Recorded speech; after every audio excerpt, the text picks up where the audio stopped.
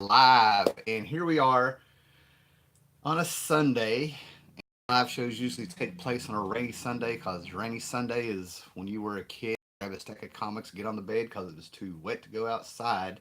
Second one of the year where it's not raining. It's supposed to rain today, so maybe that counts. But wow, I'm not going to be one of those people to complain about this hot summer after the cold snap winter we had this past month. Oh, I'm definitely live. So we have, okay, everything seems to be working now, so let's hope this keeps going. Anyway, so basically, if you could just feel it now, it is hot, muggy. There's a glaze outside that you would walk through if you could feel it. It's permeating the walls, coming through every little crease and crevice you have in these walls, and you can feel the pregnant swell of a storm coming. So basically, as you can see by the title, one of the things I want to talk about. Let some people show up here. Oh, hey, we got some people showing up. Um, that come on. All right, guys, hit me up on the chat here. Let me make sure it works. Give me a good morning or a hello. Let me see if that works here because I'm seeing nothing right now. And what's good about these live shows is me getting to hear from you guys. All right, to the testing here, and we'll get on with it. Hey, what's up? Warsmith Scotty's there. Nice. Thanks, guys. All right, I'm gonna be watching this thing because this piece of crap phone. I don't see the. Nice, man. Nice. I don't see the screen on the phone, so I'm looking at a little crappy computer here. So we'll see what happens. But the thing I was wanting to bring up here is the comic book speculation. I have actually apparently been collecting comics for so freaking long that I'm seeing news and comic books popping up that are worth money that it's sort of like archaeology or something. I feel like, I mean, I know I've been collecting since 1970, reading since 1977 with my uncles and my stepdad's comics that were all over the house and books and things like that. Bought my first comic book in 1979. Considered myself a collector at 9 years old when I saw the stacks of comics I had neatly arranged in my room. And now I think it's like dog years. You get what I'm saying? Dog years. It's not just hey, Victor Thomas. Good morning. It's kind of like feels like dog years, man, because I've seen waves of new collectors come in and waves of those collectors move on out. Some stick around. I've watched people's palettes enriching by learning about the variety of things they can read and collect, and getting the toys and all kinds of things like that. And now all of a sudden, there's this book that's hot that it just makes me scratch my head because some of the people that I saw on Instagram and on Twitter a little bit. I mean, I just got up and just kind of started scrolling on social media this morning. It was not a big deal. And I was sitting here just scratching my head. I'm like, people been? Have they been collecting for any time? And then I started realizing it's closer to 30 years ago that this book came out than anything. It was actually 29 years ago that this book came out, and it's all because of the Sandman TV show that they have announced, right? So I'm sitting there and I'm like, my God, I have forgotten more. I have seen things come and hit and be forgotten and then resurrected, and everybody's acting like they just discovered this big news, and it's already been said and done in my mind. And I'm like, my God, how long have I been collecting comics? Yeah, thanks. So the big thing that's hitting now, which I didn't understand, and I'm sitting here like watching people talk about this. They're trying to spar with each other. I don't know if it's if we pulled up the table and we're measuring dicks now or what's going on. I don't know why they're taking this so heavy and so serious. Um, but good for them or whatever. But it's this book here, Captain Madam number 42, right? And yes, this was a hard book to find. Hey, Scott, what's going on, man? So yeah, this was sort of a hard book to find, but it's been so long, a lot of people don't realize what it was. But 1990, this was Neil Gaiman's death from the Endless. If you read his Neil Gaiman Sandman, his Tales of Morpheus, there, through the late 80s and to the 90s and stuff, the Glorious series and stuff, death is in here, right? And they tried to make, before in the pre-internet days, they tried, people, speculators if you will, tried to act like there was some big drama in behind the scenes at DC of like, oh my God, they've used Neil Gaiman's death without his permission. And it turns out Neil Gaiman came out and made a statement that that wasn't it, that his character was used. It was a little bit of the interpretation that they made her an aspect of death when she is death. There is no aspect. Death Racer, or the Black Racer, and Necron, and all these other characters were popping up in this issue. They were acting like she was just in line. She was an aspect of death that people live in. Now, Neil Gaiman's English, and if I look at the stereotypical English people I've seen on movies and TV and stuff, there seems to be an English gentleman way that he wouldn't have become all emotional about it and stuff. So who knows? It's not a big deal. But it just blew my mind that this book has popped. People wanting to talk about it. I did look on eBay. I saw copies of it going for $40. And in the last 10 years at least, I started seeing this book at least back in the quarter bins and the dollar bins. Nobody really knew about it unless you were there when it came out. TV shows and movies have been a driving force in small surges in collecting prices. Yep. I just got here and we're measuring what? That's right. You got here just in time. All right. So I'm not saying that's a bad thing, but we're going to have a little talk here, man. Now, for people that are showing up, we got people showing up. I don't want to have to repeat myself. Let's go ahead and like thumbs up this video. If you feel like sharing it on Twitter, let people know we're here and things like that. We'll get into the meat of it. I appreciate it. I'm here until my phone dies, or at least an hour, if I can track this, because I do have some things to do today. Um, Probably have to be done by. I have to be ready by noon at least. Okay, so as you can see by the title, comic book speculators, slime of the industry or not, or the hobby and stuff, right? And I'm going to say no and yes, yes and no, okay, because I treated this like it was 2015 internet, and I actually looked up some definitions here. All right. And I don't know exactly what a speculator is considered instead of what we were talking about. Now, with us and the comic books, I think a lot of us go straight to a speculator. It's somebody who watches, comic book news, and they track TV shows coming out and rumors and stuff about what's the next book going to be turned into a movie or the TV show, and then they back up and they want to hurry up and get those books while they're cheap so they can flip them. They can hype them up and flip them. People use their YouTube videos, people jack them up. I don't know who all gets together and decides, but I go to comicbookrealm.com to see what a book is actually worth. People who use eBay as a price guide, I feel bad for you. You're going to get ripped off. You may feel like you're going to make a big buck now, but that person who bought the book is never going to sell it for that again. In most cases, don't get me wrong. I can't talk in absolutes because comic books is a funny business. Okay, so the thing about speculators, here we are, 2015 internet. Just pretend right now, right? So I'm going to use, actual definitions, to what I'm getting at. But the first one is a speculator is a person who forms a theory or conjecture about a subject without, whoop, that's the bad one. First one, speculator, person who invests in stocks, property, or other ventures in hope of making a profit. As a comic book collector, we like to know what we have in our books, in our collections. We like to know what books are out there so we don't get ripped off, or we find that gem in a quarter box that's worth money and stuff like that. So that's what I'm saying. On one level, being a speculator is part of the hobby. You do need to be knowledgeable just so that you don't get jaded in this hobby by passing up a book you didn't know about, thus getting jaded yourself. Or you go out there and you end up wasting money and feel like you got ripped off and you were just a sucker, right? That's part of the hobby that to me it never brought me down until the 90s when I really got into like, hey, what do I got? I've been loving these books, reading these books. I got quite a little collection here.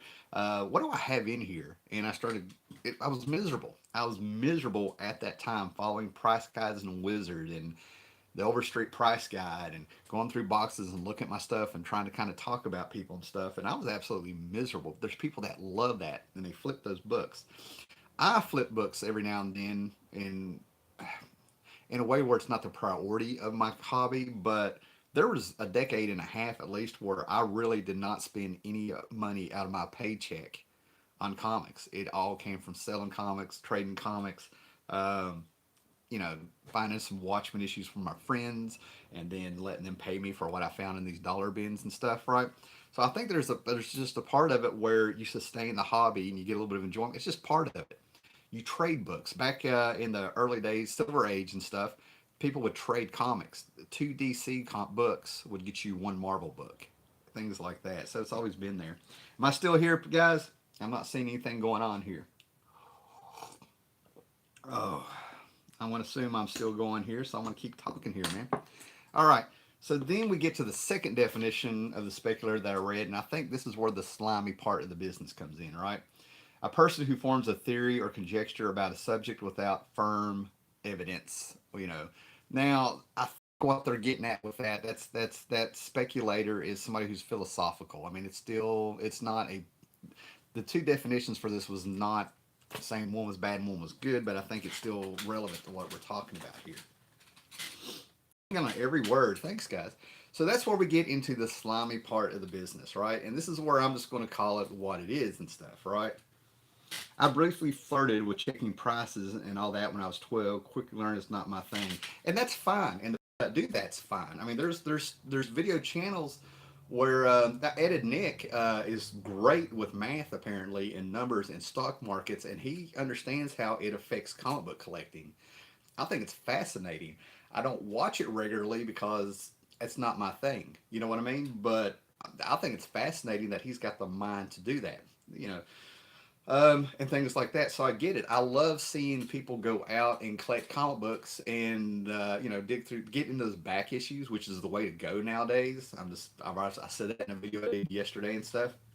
People who still love comics and things like that are it's really moving to the back issues. It's like that glut of comic books that came out in the 80s and 90s where everything was overprinted and things like that. And it's really hard to find key issues. Nothing like it is today, though, how it's almost impossible, the new stuff that comes out.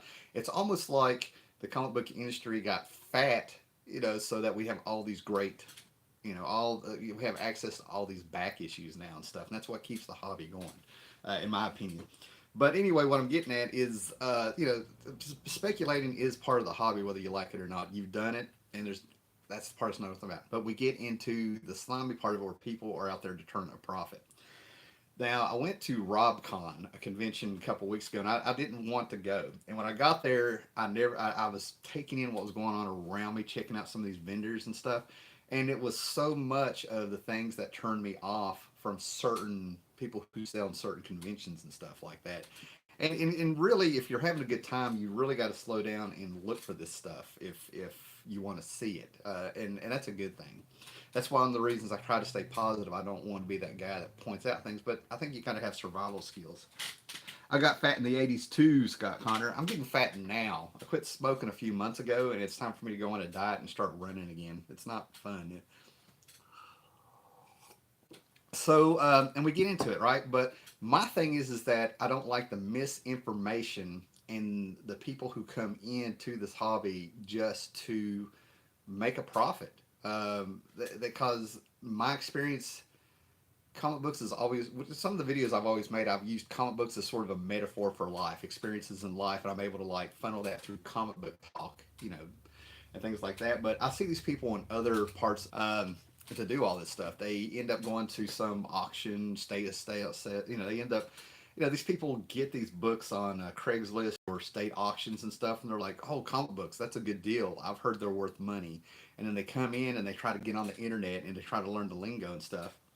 And some of the people that I've seen before that I'm talking about, and I don't care if I'm coming off sounding judgy and stuff. When you're trying to rip me off and get the money out of my pocket, all bets are off. You know what I mean? If I had your name, I'd throw it out there. But one of the guys that cracked me up at RobCon and totally cracked me up was this dude who he was in his early 20s. He had some of his buddies kind of show up, and you could tell they were there to see that he was really doing this. Like, holy shit, look at you, look where you're at, and all this stuff. And you could just tell this guy was one of those dudes that peaked in high school. He was on the football team in high school, and his buddies came to see that he really was amongst the nerds and geeks that they all laughed at and stuff in school. I mean, it's really terribly cliche. You know what I mean? You know what I'm talking about, right? And he's got all these comic books, and he's trying to like talk to me and do the lingo. And I listen to him talking to other people while I'm flipping through his books, and I'm just like, I can tell this guy has no idea what he's talking about, but he knows about the Immortal Hulk. He knows about the books that are selling and stuff like that. And he's trying to talk like he's always done this and it's good stuff. And he's trying to impress people. And I'm sitting here like, this dude has watched The Big Bang Theory and he's realized that he peaked in high school and he's shallow, uninteresting, and doesn't have anything. He can't break out of it. He has stopped aging at the last year he was there. So he's come in here to, try to be one of us. Meanwhile, he's acting like with his friends, look where I'm at and stuff. And it's just ridiculous, right? And you can't talk to these people. They think they're the smartest one in the room, and that's ridiculous, right? But they're trying to turn a profit here. All they know is about money and stuff. They don't get about the comics and how to talk to their customers, if you will. Lay it on them. I'm in agreement with you on this, right? So the real speculators, and years ago I've talked about this. I have sprinkled it across videos for what is it? What am I going on? 9 years here and stuff. There is a video where I think I put bullshit in the title, and it still rolls all over me. But I hate when people flat out lie and blow things up. Right? They blow things up. Like I said, Captain Adam, people are kind of rediscovering this book. And it blew my mind when this came out 29 years ago, and I was there when this book came out. I was like, wow. So the one that really kills me is Saga of Swamp Thing number 25. Oh, God. All right. Bicet and Totalman, who are the artists on this book, are fans of Sting. They were fans of Sting. So they put a Sting cameo in here as a joke, as a fun. They kind of talked to Alan Moore over the years, however they talked to him, and let him know they were fans of Sting. Can we do something? And in issue 37, we got the first appearance of John Constantine. But these speculators and these people who have come into the hobby early, that these speculators have came in there and went after and stuff like that, has convinced the industry, a lot of people in the hobby, that this is the first appearance of John Constantine. I have Rick Veitch or Steve Weiss, John Toddleman, one of the people that worked on this book. I have a screenshot somewhere that I have been trying to find because I found them on Facebook, and they came out and flat out said, no, this is Sting in this book. This is the first appearance of John Constantine, not this. This is just a Sting cameo. If you want to think that way, go back to Dune, the movie adaptation that Bill Sienkiewicz did, because Sting was in that movie. That would be the first appearance of John Constantine if you were thinking that way. Another one that burns my ass is the fact that people try to speculate. Swamp Thing is just, it seems like to be the one everybody wants to latch on to. They say issue 50 here is the first appearance of Justice League Dark because Del Toro, the guy who did Hellboy, it's, Pan's Labyrinth and The Shape of Water and stuff, was talking about doing a Justice League Dark book for DC Universe movies, Warner Brothers, whatever. And all of a sudden everybody gets together like, this is the first appearance of Justice League Dark. And I'm just smacking my head. No, it's not. Justice League Dark number 1 is the first appearance of Justice League Dark. Most of the characters in Justice League Dark aren't even in this, right? And then I said it before, if you really want to think that way, then you've got to go back to nights, before that you had the Blue Devil Summer Special that came out, because they almost did call themselves Justice League Dark in this, like they were going to be some kind of Dark Justice League or something, right? And it's that speculation that burns my ass when the facts aren't there. The people who work on the books are debunking it and nobody's listening, and everybody wants to get some kind of validation because they've come over from video games and Gamergate and they decided to jump on the YouTube community, or they found something new they kind of want to get into and they want to impress people and get some validation and hurry up and get up there so they can hang with the guys and be able to talk and not be the little guy. And then when they get around the older guys, you're like, you paid how much for that? That's not even the first appearance. And I've seen certain sites who track how much these comic books are worth actually change, go with what people are saying, even though it's not factual. Like, I have seen a site where it said Jim Constantine's first appearance was that Swamp Thing. Testify! Speaking of blowing things up, the idea of a Slab Comics creates its own artificial market. Kind of, yes. Those are the just new way speculators try to squeeze dollars out of the birdcage filler. That's from Paulo there. Now, I will talk about that birdcage filler there, and I might talk about the the slab comics and stuff, right? But one of the things that I'm kind of watching and coming up with a theory of my own, and again, I've said this before,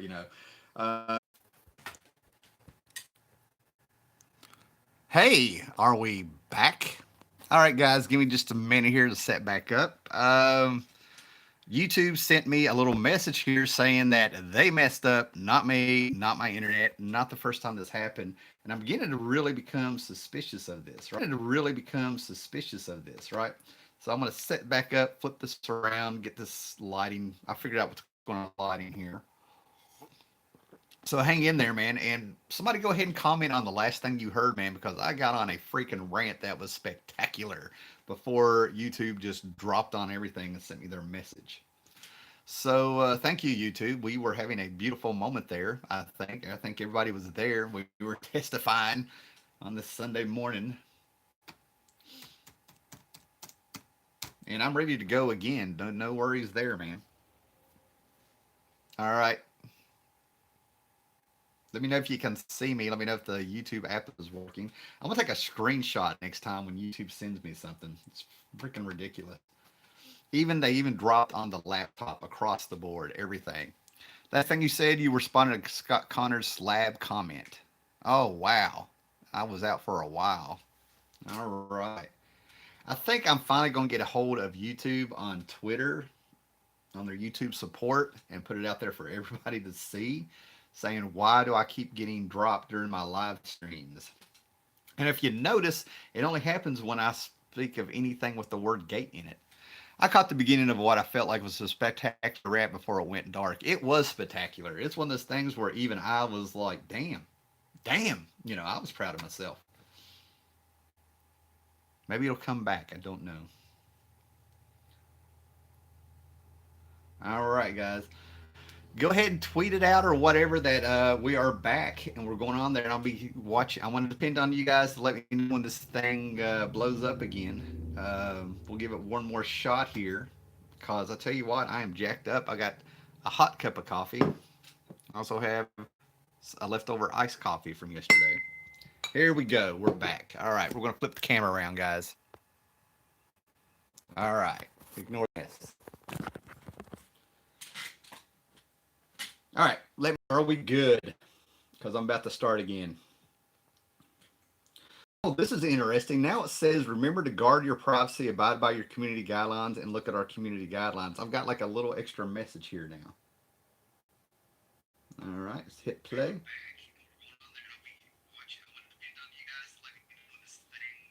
Getting ready to start, guys. I'm just checking to make sure this is still working.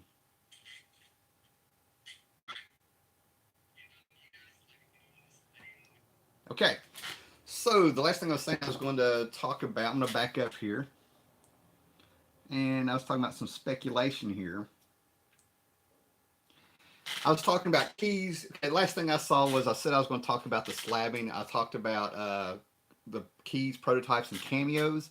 And actually, I started going on a big rant about I get why people are coming up with weird ways to try to make their comics seem like they're worth more than they are. And that goes back all the way to Uncanny X-Men, Uncanny Avengers, like 10 years ago or something, where they merged the X-Men and the Avengers, right?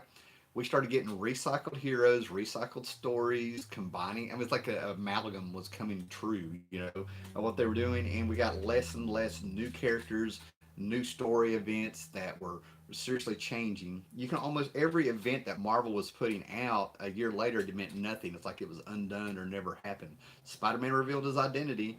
That's like it never happened. Things like that, right? So I think part of collecting is I remember being a kid and going through my books and being like, this is the second time Superman did this, and this is the third time this person met them, and this is the fourth time that Wolverine has used that hair gel that he had that John J. Muth made him use in the Meltdown miniseries and things like that. So I think that's just part of it. You want to play around. You want to have something that's key and you can have some trivia to talk about stuff like that. So I think that's part of it. Okay, hey Tim and Eric Charlton 66. Awesome, we're back. You missed the shutdown. The show's up the top comment sections on videos now. Oh man, amazing. And okay, yeah, here we go. Now apparently I'm there, right? So yeah, that's the thing. I think a lot of people in the speculators are coming in. It's a combination of these people coming in wanting to take a book that's worth nothing and turn a profit on it. Because I think newer comics are just not profitable. I can't think of how many comic book conventions I've been to in the last 4 years where the last 5 years of and it's Marvel books. I've said it before. It's documented in some of my YouTube videos. If I went digging, I would see 5 long boxes of Marvel books that they could not move, sell, and I've actually seen them go for 50 cents a piece, begging people to buy them. Seriously, and then I would see like maybe 3 or 4 short boxes of DC stuff around their convergence time and their 52. So we're not going to sit here and bash Marvel and act like DC didn't have their problems either, but somehow maybe people were ordering less of the DC books, or they were actually buying more of the DC books in the stores versus what people were saying that Diamond was sending out and stuff. But yeah, it was really bad. So yeah, of course, speculators probably risen um, just to kind of survive out there maybe now because dollar boxes are abundant. Keys are not really being produced so much. I have seen people go back to the 90s and get the Age of Carnage. What was that? Oh my God, I'm going to go blank on it. Oh, the Carnage, big Carnage storyline that people cannot believe from the 90s. I can't believe I'm going back there. People are going back and they're getting full runs of ROM and Dazzler and stuff. Things that were like B, C, and D books back in the day, but they were good. A lot of these books that I say is the Bill Mantlo universe because I'm starting to notice that a lot of the books that people are going back and trying to get complete are were Bill Mantlo books. Alpha Flight. Bill Mantlo took over that after John Byrne. A lot of John Byrne runs. People were really going back. And so what we got here.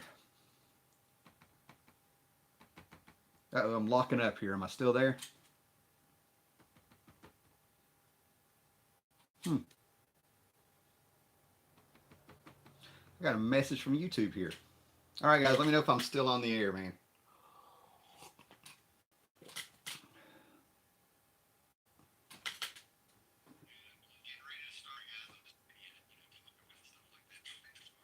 It's shown I am. Okay, so all right, cool, man. You threw me off. They got in my head. They've gotten in my head. So I don't want to come off like these things are evil, but there are people who do want like anything else that you get involved in the real world outside of the hobby and stuff. There are people who do want to take advantage of things. People want to come off not to come off like they're one of you and things. And I think that's what we kind of forget. It's just when the hobby, something that you normally would have your guard down with, part of what a hobby is for you to relax, get your guard down in whatever you're into. That it's kind of you don't want to raise your shields up if you get what I'm saying and just kind of have a good time and stuff. So that's why I really don't like it all. And like I said, they've gotten worse, but I think times are getting desperate on their sides. Right, the misinformation is what I can't stand. Trying to make key books keys that aren't, even when creators have gone on there. And I could go on and on with this stuff, man. But at the end of the day, it's somebody trying to talk money out of your pocket. Okay, if people are going to do it, they're going to do it. One of the things that two of the things I've ever done, and I had a little bit of guilt over, which was very strange considering how long I've done this. I've always felt like I've had like a little bit of a honor system, a little kind of code of honor. Comic book shops, dealers, and things like that should know what they have in their boxes. Um, to a certain extent, somebody at a yard sale, I think you should help them out. Antique shops, they should know what they have and stuff. But what was it? Last year, I bought that Shazam book, which was the first appearance of Black Adam, number 28, I think. 28. I found it for $2. First appearance of Black Adam in the Bronze Age, right? And that book's hot because they announced movie and The Rock being involved and stuff. 2 weeks later, I was having a little bit of a conscience about it, right? And then the other thing I did that I got over pretty quick was I did what the speculators did for like a decade and a half or whatever. I think Brian Bendis writes great crime books, right? I think he is a crime writer. I don't enjoy the superhero books. I'm gonna. I've prepared myself to not be emotional when I read his Legion of Superheroes coming up, right? So I had Alias. That was the Jessica Jones show. Everybody got finally got big, but I had collected Jessica Jones Alias, the Alias book, month to month, through Gmart and stuff. I read it, kind of enjoyed it. When it was done, it was done. It was a quick read. You could have those, I don't know what it was, 25 issues or whatever, and it was a quick read. And once you read it, I was like, okay, I see what I did here. Could not get rid of them. I put them on eBay 3 times over 5 years, and one time I started them out at 99 cents. Nobody would touch them. So finally, I was like, if I'm going to get rid of these books and make a little bit of money so I can put it on other things, now's the time to do it. So I put it on eBay the weekend the show hit and sold it for $125 for that set. I don't think that was bad. I went back and forth with it because at the time speculating was turning into something else, like what we're talking about now. And I'm like, no, no, I didn't do anything wrong. Somebody wanted the books. I sold it to them, a business transaction. I don't know them. I don't know their situation, but I started out with a $20 bid and it went up to $125. I don't know why I was bothered by that at the time. I don't. That's what I'm saying. Nothing wrong with turning over your books and making money. I just don't like when people come off like slimy car salesmen about it. Yeah, what we got here? Oh wow. Okay. I like me some Rom and Dazzler as much as the next guy, but I'm not paying big bucks for them. Exactly, that's what I'm getting at. But it's turning that way because people are wanting. There's still people out there who want to collect their comics and have a full run. They like that. They miss that serialized month to month to month cliffhanger type storytelling. And it's not just us old guys either. It's some younger guys and stuff. I heard some kids that were probably 19 to 22, if I was guessing, because I was not creeping around them. But they were talking about Rom, like you got to check this out. I was dying to jump into that conversation. The first few conventions I went to in college, dealers would post top 10 Wizard would post Wizard magazine would post the top 10 comics on the wall and jack up the prices on them. Yeah, Wizard Comics I hold responsible for comics blowing up on eBay, to where that was when they ran a two-page. They led up to it. eBay was hitting. They had great deals on there, like yard sale deals. Like the first 5 issues of Mr. Miracle, Jack Kirby's Mr. Miracle. I got the first 5 issues out of 2 auctions, including shipping for both of them, $5. I'm not joking. And then all of a sudden, Wizard ran a ad. They ran an article, not an ad, an article about comics on eBay. And then the next issue, they had a big 2-page spread on there showing you what was there, and it blew up then. Frost is here. What's up, brother? What I don't understand is that you do not like a book, but then the movie comes out and everyone wants them. I was going to talk about that. That is actually another thing I was going to bring up here. Was Maximum Carnage the event you were thinking of? Yes, thank you, King Ragnarok, Kid Ragnarok. Yes, Maximum Carnage. I don't know. I'm gonna have to drink more coffee. It's Sunday here. I think that you need to march right back to that shop and give them $2 more. You're absolutely right. Nice sale there. I got a message held for review. We'll show it. All right. Um, 19 and 20 was when I started getting interested in comic book history. It's a good time to convert readers to stuff that happened before they entered the hobby. Paulo, yeah, absolutely. Um, so the slabbing comics and the people who jump onto the trends and stuff in comics, right?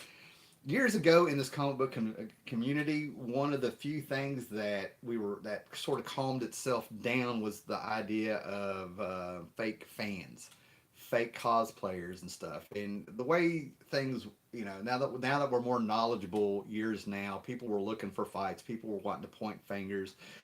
People were wanting to say they were victims and misogynists and all this stuff. But it really swelled up again to where people were coming in here. And like I said, I think the video game became, community, just their video games just got to where they sucked and they wanted to jump on something else. So we had these people come over and they were trendy. The only people who really got upset if you brought up is this a fake fan or not were the people who were newer to the hobby. And I was so much nicer back then. But I really wanted to grab some of them and say, it's not always about you when people are talking in a video. There's thousands of people out there, and there are people who are fake fans. These fake fans come in and they try to act like they are the expert on on the subject matter, even though you probably read the comics for years, knew the movies, knew the characters and stuff. And this could be a kid who is 7 years old who has just immersed himself in Indiana Jones movies. You know what I mean?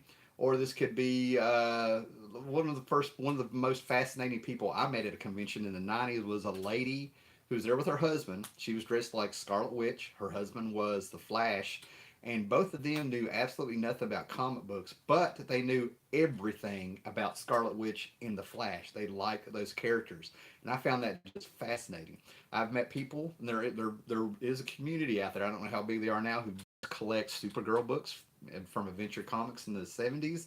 They don't know anything else, so that's where people were really getting upset about saying fake fans and stuff. Like you're supposed to have this encyclopedic knowledge. They called it Howlerpedia. I had some videos made against me there for a while, because of that, saying if you didn't know everything, you weren't a fan. It was nothing about that. It was the people who would jump in there as a trend and they would walk around to get the attention or to be the alpha male or try to be the cool kid like they were Fonzie and stuff. And you knew they were going to move on when the next big thing went on. Just go on. You know what I mean?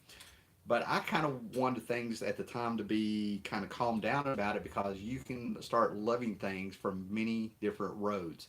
Some people are going to come in here and try to make money and get these key books and want to talk comics and act like they know everything and they won't listen to everybody. But they could pick up that one book and love this character and they would turn into that couple who only knew Flash and Scarlet Witch. You know what I mean? So now we have these people walking around, and whatever the next movie is, they've always been a fan.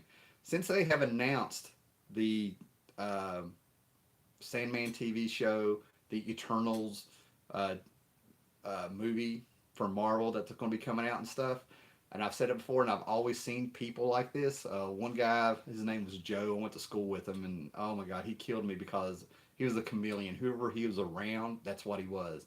If he was around football players, he was a football fan. If he was around a trench wearing goth guy, he was a trench wearing goth guy, and he would look at us like he was stupid and stuff, right? I can't stand those people. You know who they are. They're around. Just leave them alone. They'll go on to the next big trend.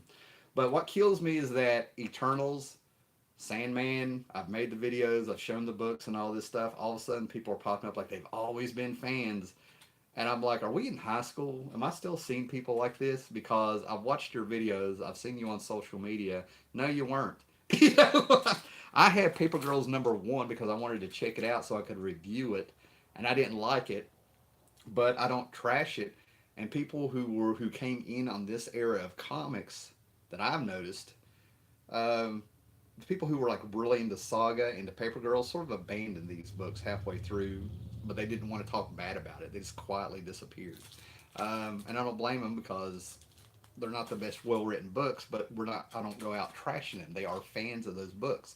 So there was a fandom who, for whatever reason, were really just into Paper Girls and Saga. I couldn't.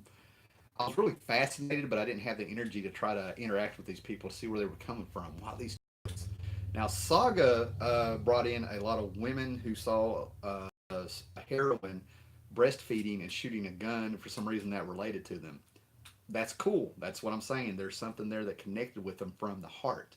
It's when people came in and like, oh, Saga #1 is going to be worth a lot of money that I don't like. What we got here? Kingdom Comics is out there. Charlton 66. I love when Tony Harris calls out cosplayers. Yes, that was awesome. Years ago, Tony Harris got on Twitter while he was at a convention and he called it out. The cosplayers had gotten so bad they were blocking aisles and it was just bad. It was so bad, and he took some shit, but he was telling the truth. One of the ways you can tell you're telling the truth is everybody gets mad at you. None will make people. Two things that make people the most angry that I've ever seen, and it depends on age, is when you tell the truth, they get angry, and number two, when a kid says treat me like an adult, and when you do, they get mad. It is Scott. All of a sudden, you discovered comics are much bigger than you dreamed of. Those types don't like being called out. I've got a gatekeeper. When I pointed, I think somebody's saying they're being called a gatekeeper when they pointed things out. But yeah, somebody tried to do the gatekeeper on me, and that card's been played out. Okay. There are guys in my monthly comics dinner party who haven't bought new comics since the '90s, but every time Corto Maltese gets republished, they buy the collection again. Yeah, and that's what I mean. You know who these people are. They can be fans of something. Then you know the people who are the fake fans, and they're just there because it's a scene. You know what I mean? I mean, I think that if I put on a wig and some sunglasses and dressed all in black and told everybody that I was some big Andy Warhol type dude and stuff, that you would have a scene there all of a sudden. I would go around and I would point at all these books and be like, bullshit, bullshit, bullshit. And then I would point at, what can I point at? I would point at a window and be like, now this is magnificent. There's a lot of that on YouTube. How funny. Yeah. Um, so slab comics and stuff, I'm so back and forth with them. I get people wanting to know exactly what they're buying, because we talked about speculators coming out and people getting ripped off, not wanting to admit it and getting jaded. At least when you have slab comics, you know exactly what you're getting with that number system. Okay, it's got like a certificate and all this stuff. The problem is that it's very objective. It's up to whoever is looking at that book at the time. I know they have standards they look at. I know they have a list of things, and hopefully they get some kind of training on how to look at a comic for what they're looking at. But I think it still comes into, did that guy had a bad breakfast? Did he miss breakfast? Was his orange juice bad? Did something put him in a bad mood? Is he not getting along with his girlfriend? Is she not getting along with her husband? It's too objective. People have blown it up also to where they've been able to twist a system of saying exactly what condition a book is into blowing it up.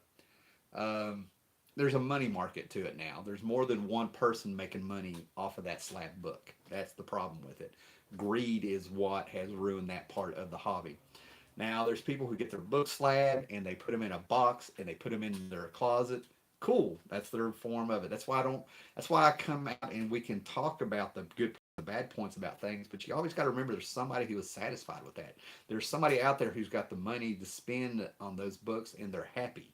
Um, for me, I could see me getting a book slab one day. I have one or two book slab that people have given me, or I won in a contest on YouTube. I don't get it. I really don't get it, but you know, the hobby is bigger than just one person. There's aspects of there that it's not a biggie. I don't think it's a good thing in the long run. It's pissed off too many creators. People have learned to twist things to where they want to get they want to have somebody sign the book and get it authenticated, and that's just another charge or another way that some of these companies have learned to make more money. I don't know. I don't know. It's pissed off Jim Starlin, I'll tell you that. Cool. All right. I think the rant is over. I hate that we missed that the rant I went on didn't get recorded. Subscribe, share this. Let's get some comic book talk going. But I am going to tell you, I hope to do it next week. On Twitter, I had a very it was a very gracious compliment. We'll just leave it at that. Of someone saying they were patiently waiting for me to do an Alan Moore retrospective where he's retiring. Now, I have two short boxes of Alan Moore books in front of me. I've got another one somewhere with his ABC comics. I've got shelves with his stuff. I got stuff I still have to do. And one of the reasons I don't do great big huge videos, I'm going to go ahead and put it out there, is you got to be very careful, because when you become a little bit disgruntled with something you see on YouTube, that you feel like somebody's ripped you off, or they're not giving you credit or citing you or trying to act like they came up with something and they're actually mining your videos, you come off like whiny, and it doesn't really go well for you. You know what I mean? Um, and it's happened enough to where it kills me. Huge channels, people who become use huge channels are still mining my videos. There's one video that took my formula on how I used to do videos, and it's not that big a deal, but I used to do a little skit, an intro, and then you would get like a lot of comic book history and stuff like that. But the person who did that, they turned me on to his channel. He's huge, and I was like, okay, I kind of dig what he's doing. And that was back in February, I think. So I checked out his channel.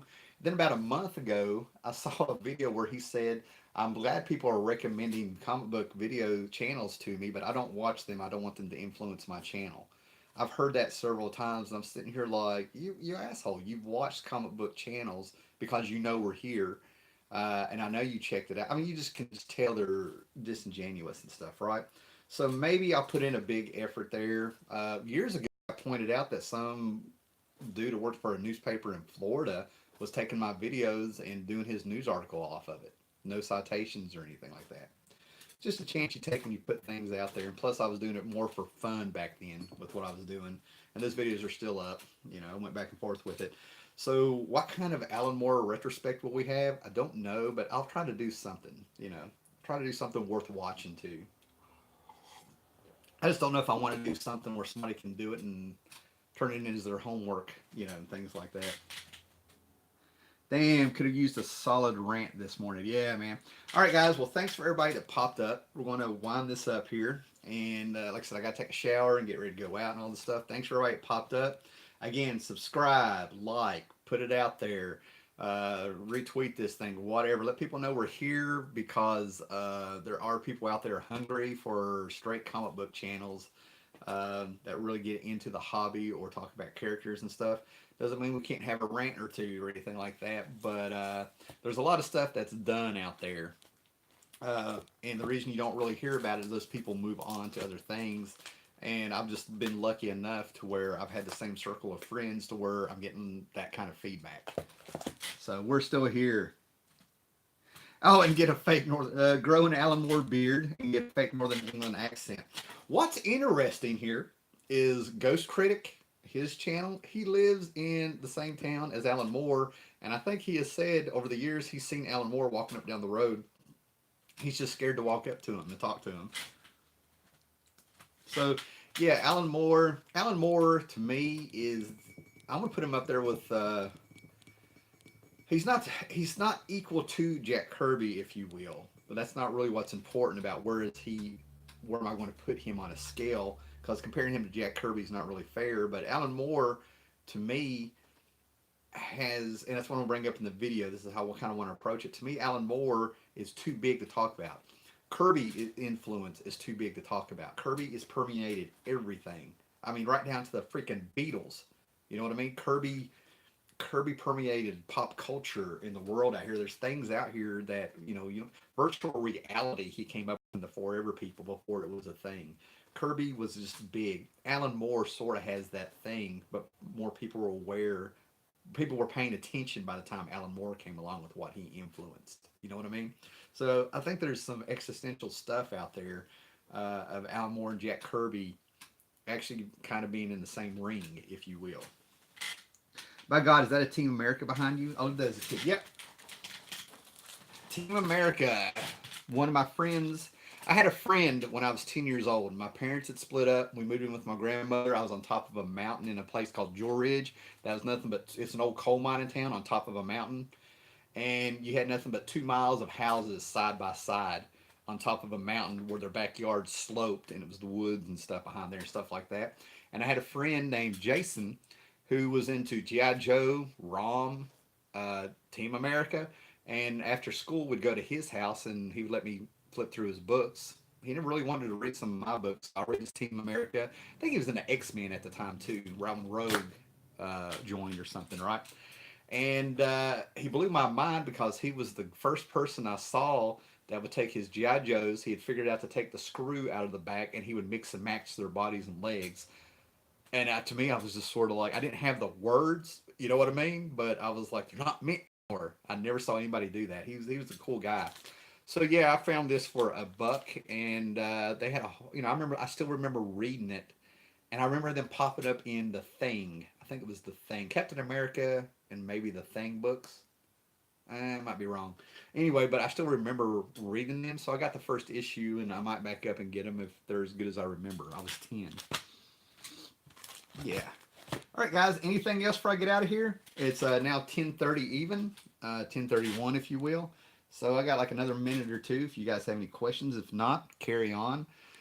I might start making a few videos like I did yesterday where I just recorded off my screen, and then I'm going to be preparing for some kind of Alan Moore show video. I don't know.